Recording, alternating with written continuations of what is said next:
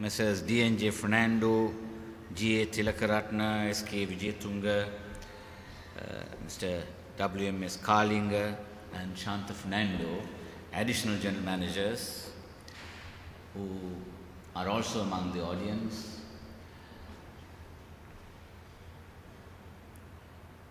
And members of the Engineers Union of the National Water Supply and Drainage Board. To all of you, let me extend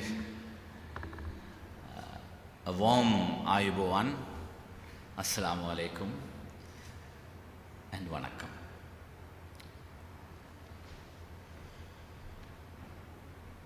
This annual general meeting, which is almost reaching the 4th decade, obviously covers almost the entire span of this board, which was set up in early 70s.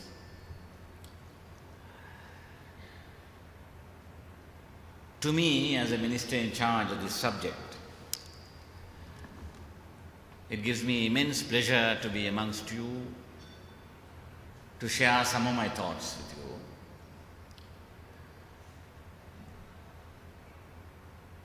To us, policymakers and parliamentarians,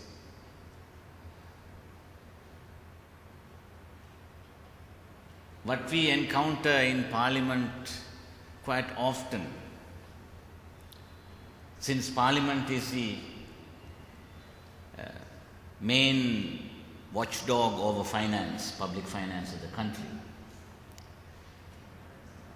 we are repeatedly confronted with scrutiny of public enterprises.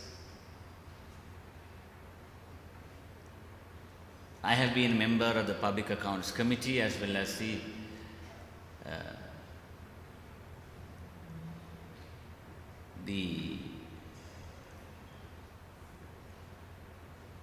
other one, which is the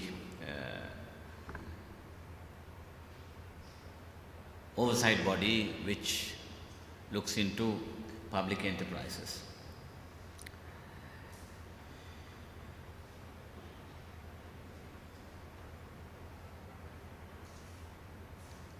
To us, we don't have to be concerned with the day-to-day running of these institutions, but the overall health of our public sector corporations and enterprises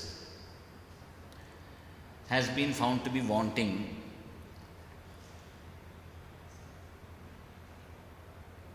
and all of us have been looking for ways and means of improving the performance of these public enterprises and institutions such as the National Water Supply and Drainage Board. And we have very large institutions like the Ceylon Electricity Board, Sri Lanka Ports Authority, Road Development Authority, our board as well as several other such institutions.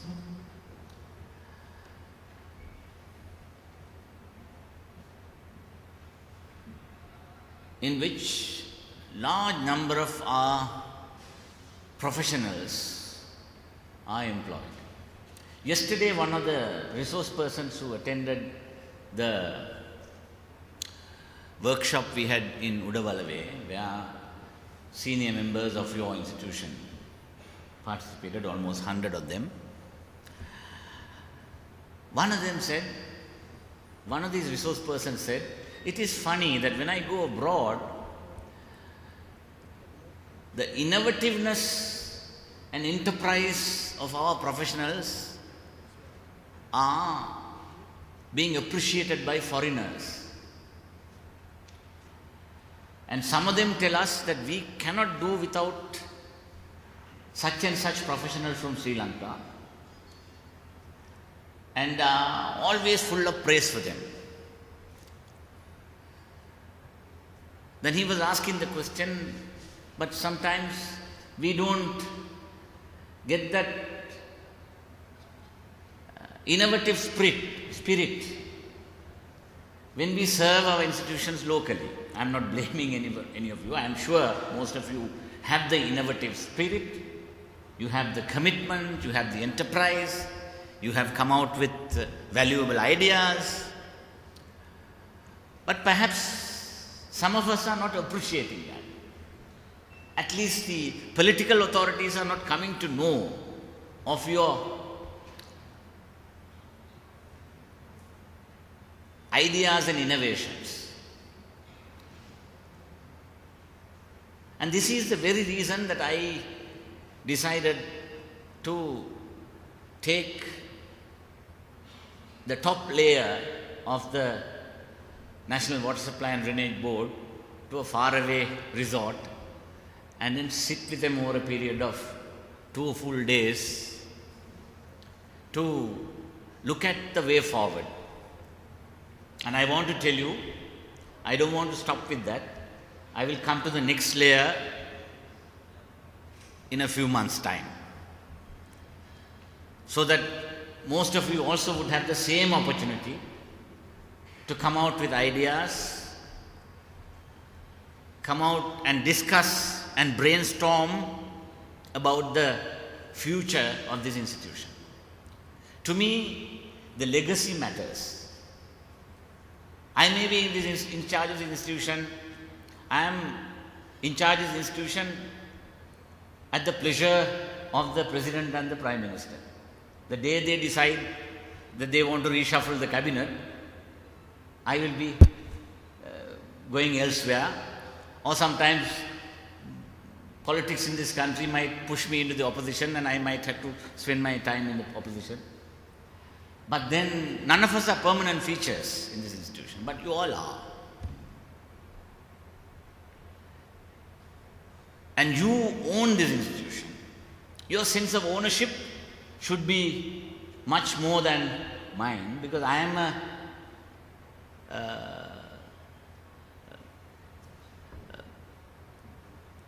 I'm a passing phenomenon. I am here only, as I told you, at the pleasure of the President and the Prime Minister. But to me, the legacy matters. At least within that short period, I must try to see whether I understood. I must learn something from this institution, and I must be able to be remembered for the short period I was in charge of the institution by many amongst you.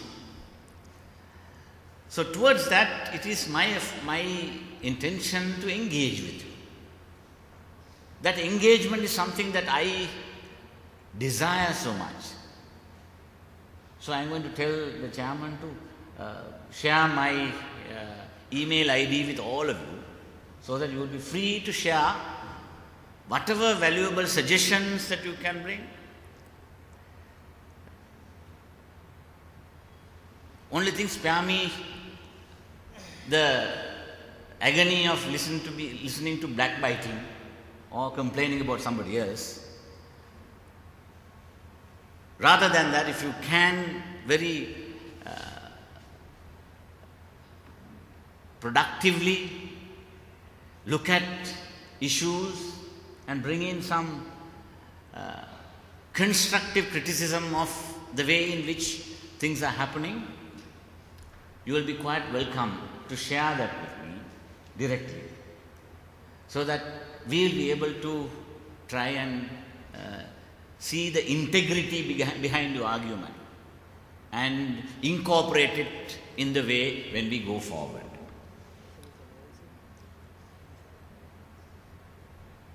And every week, with the Prime Minister chairing the Economic Affairs Subcommittee, we are all the time brainstorming about the future of our public institutions.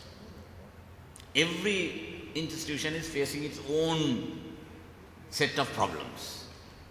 We have our set of problems with the General Manager and the Secretary and perhaps the Chairman have broadly outlined to you when they spoke to you. I don't have to keep repeating all that. all of you know what our issues are, what our problems are. But there has to be a paradigm change in the way we look at how we run this institution.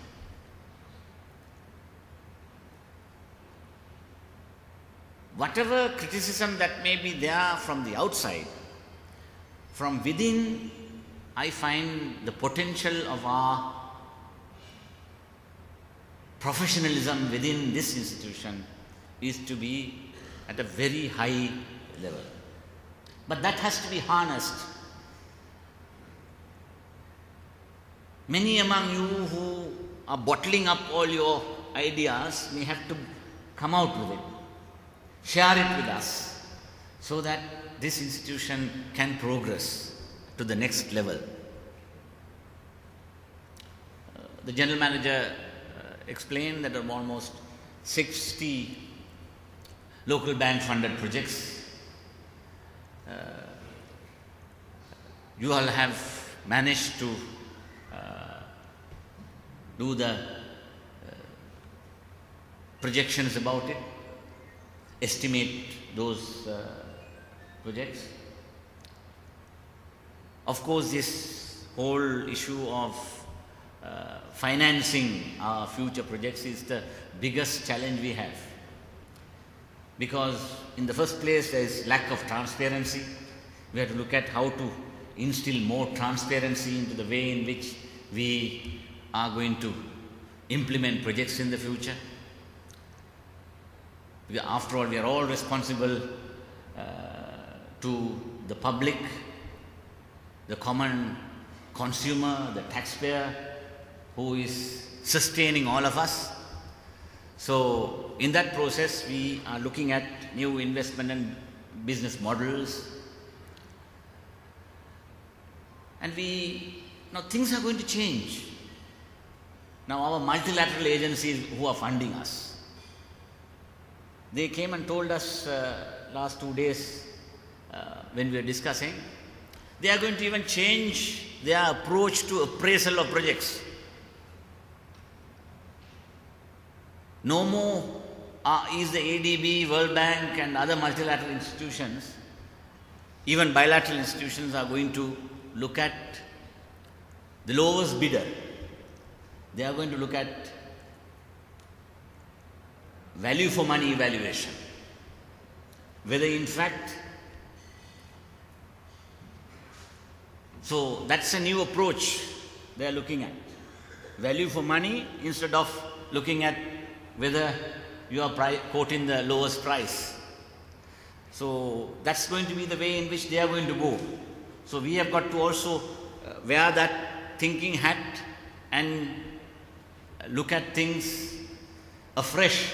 So that gives you much more opportunity, because it is you who will know what is in fact the value for money concept and principle that is involved in a new project.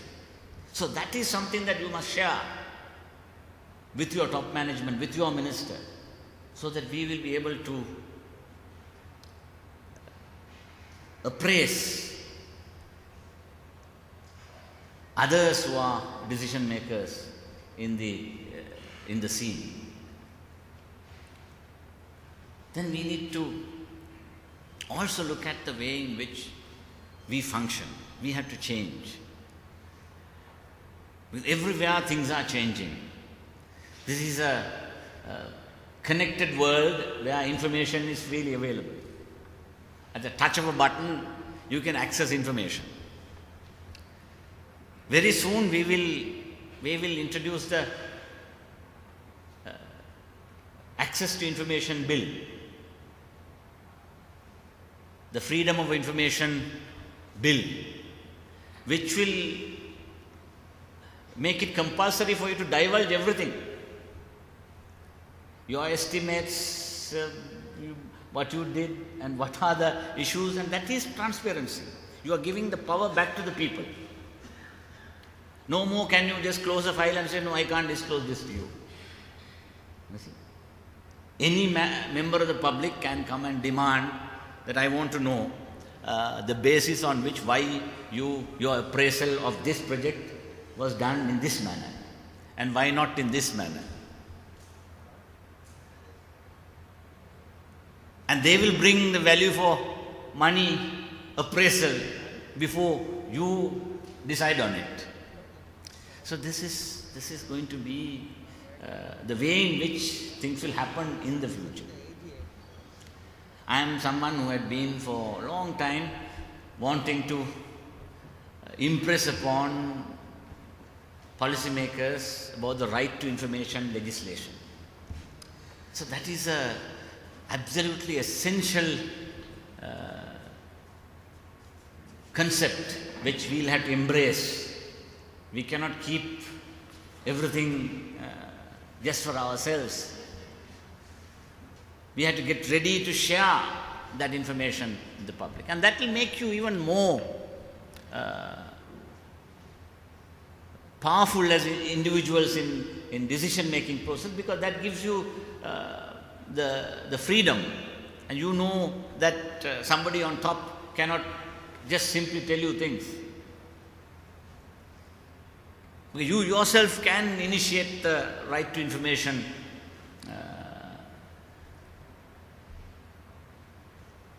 access to elicit the information and then share it with others.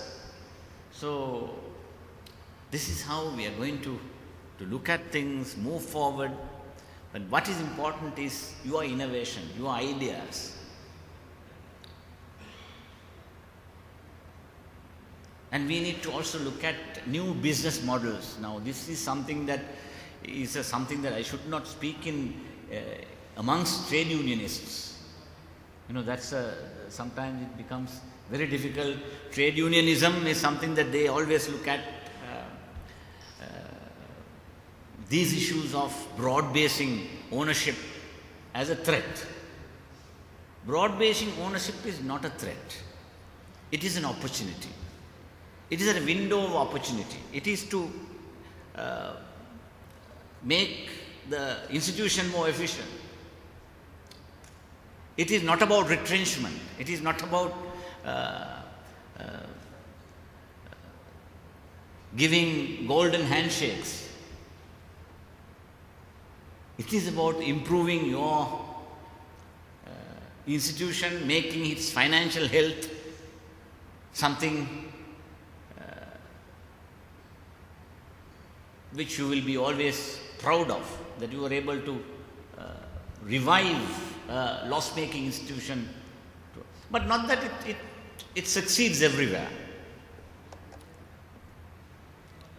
Now, I was, while we were discussing, we were looking at this whole concept of PPPs, public-private partnerships.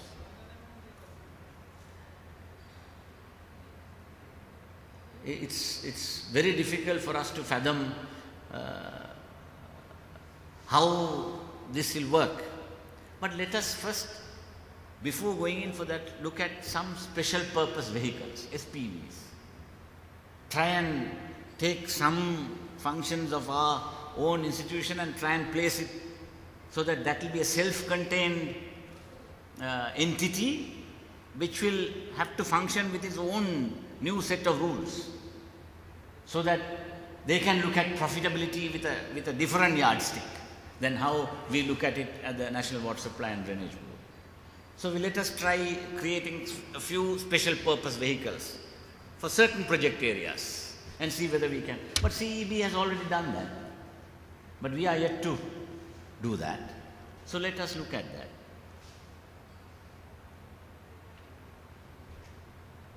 Then we can look at, there was a resource person who suggested yesterday creating a separate cell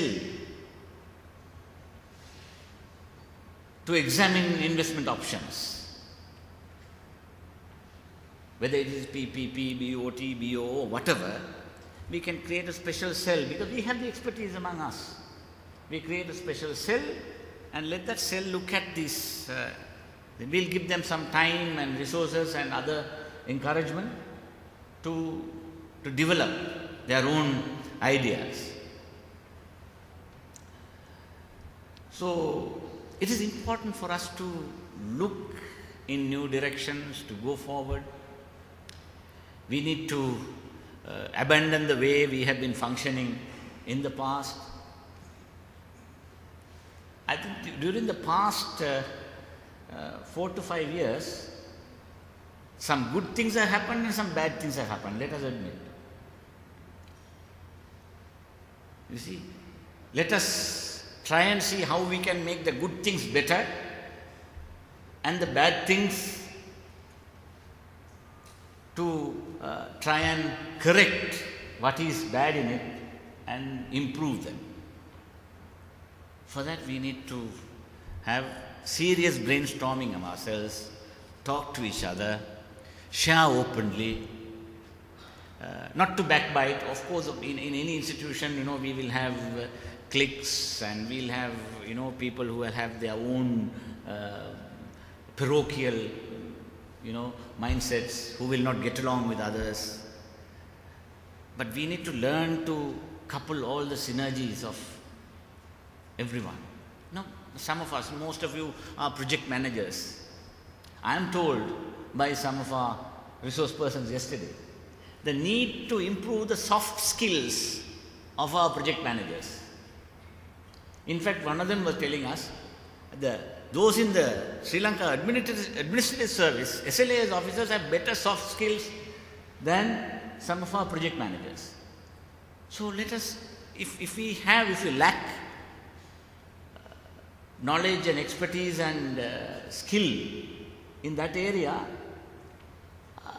let us improve those soft skills, because that's an essential component. After all, being a project manager gives you a little bit of additional income, additional leeway. You are able to learn new things. So there are vast amount. Now if we are going to achieve this 60% target, we are going to commit the water board to about 700 billion rupees in commitments. So it's not a easy task. It's not easy to source all that funding. And this is why I feel, and I'm sure this March or to save and progress. And this is why I feel, and I'm sure this March or soon we will have that your research workshop. Last year I had this year March I had that wonderful opportunity to share with you some thoughts, and when I listened to others, when I saw all those research papers, I was very, very pleased. And we must encourage you to do more in looking at. අපි තාම ප්‍රෞඩත්වයෙන් කතා කරනවා අපේ වාරි ශිෂ්ටාචාරය ගැන මේ රටේ. We had that wonderful irrigation civilization, this country, more than 2,000 years old. So we have been, experts in water and water management. So we have that skill. That's an inborn skill in us. So let us try and innovate, research, and share our ideas and look at how we can function better. I was yesterday in Teldenia, in Kandy. I went to thank my people who voted for me. So the Teldenia Madhya Mahavidyalaya hall was full of people who had come with it. All of them were asking, apita paniya wasara laba denna amattumani. This is the main thing. You see, in Teldenia electorate, you know Teldenia electorate, we implemented the Victoria Dam and the entire town went underwater. So we created a new town. Then we have, the elevation is between from 400 to 900 meters. Right? And to provide water to every small village is going to be a real difficult task. The energy cost will be high if you start pumping water, right? But there are at different levels, there are some small streams and reservoirs which we have to look at, go, examine, and then try to see whether we can have some gravity projects so that we will have. Some work has already been done. People are, the planning engineers are working on some of those options. But I'm sure if you look around and if you talk to local politicians, local people, they'll come out with ideas. And we have exploited groundwater so much. We will put future generations at risk. Our watershed management is nobody's business. In fact, I tried to suggest it because everybody is owning water these days. There is Mahavali Authority, there is the, irrigation department, there is water board, there is environmental authority. Everybody is talking about water resources. Nobody is the absolute owner. So I suggested to the cabinet, let us have a watershed management authority separately. But then, we have these powerful institutions, Mahavali Authority is there, Environmental Authority is there. On top of it, every divisional secretary has power to issue sand permits and all these. These are all powers to enjoy. They don't want to give it up. If you create something like this, it will be a challenge to everybody. So it's not going to be easy political decision, but somebody has to make a decision. Otherwise, how are we going to preserve these God-given gifts and then allow the next generations to also enjoy the benefits of this? Over-exploitation of groundwater is going to be a serious problem. And we are looking at only perennial rivers. You see, there are seasonal rivers. We are not looking at damming them, preserving the water, and then giving it. So some ideas have come up. We'll have to look at that. We have to seriously brainstorm and then work towards the future of the water sector in this country. So I don't want to take much of your time. I've spoken too much, I believe. But I enjoy being amongst you because you are the cream of this country. You have such enormous skills. I'm sure all of you will find some encouragement from what I told you. Please do share your ideas. Please do look at innovation, do a little bit of extra work and listen to others more and try and interact with other sector specialists because they have ideas. There are academics in this country whose work is hardly looked at. They do research, they do send research papers abroad, they publish it in journals, nobody looks at it. Policymakers never, see any of those papers. It is you who will have to look for these things and bring it to the attention of policymakers so that things will change. Hopefully, let us look forward to some new avenues, new ways in which we can improve things in the way in which we are functioning at the National Water Supply and Drainage Board. With my best wishes to the incoming office bearers, who I am sure will work with us very closely. It is your institution, because politicians don't think very positively about trade unions. But then to me, I always look at them very positively because you have a sense of belonging, you have a sense of safeguarding the institution more than those of us who will be just birds of passage. We are not going to be here forever. We will only look at that short period and then leave some footprint. But then for you all, this is sustenance, your survival, your institution, your sense of belonging is much more than ours. So I'm sure you will be quite forthcoming to share your ideas with us, and then let us hope that things will be better for the National Water Supply and Drainage Board.